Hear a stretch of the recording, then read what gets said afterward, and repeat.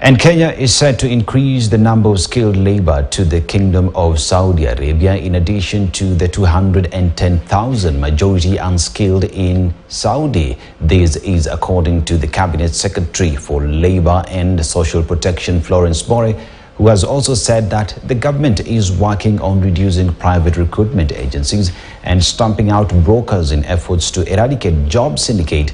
The Takamul agency, which is the country for official talks, will focus on hospitality and the nursing industry, which are Kenya's big export.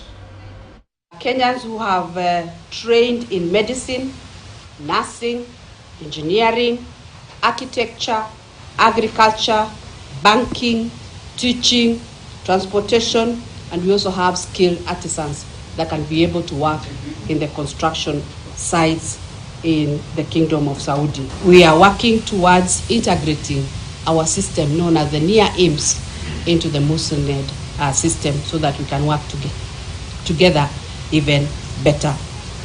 The system has reduced the cost of recruitment. It has also created transparency and eliminated any brokers and middlemen in the recruitment process.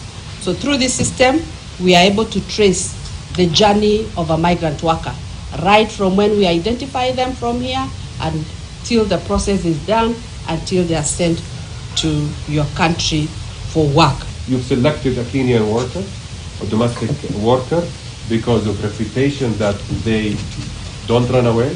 Secondly, they are well trained. And thirdly, is because they are affordable. Kilifi Governor Gideon Mungaro has urged motorists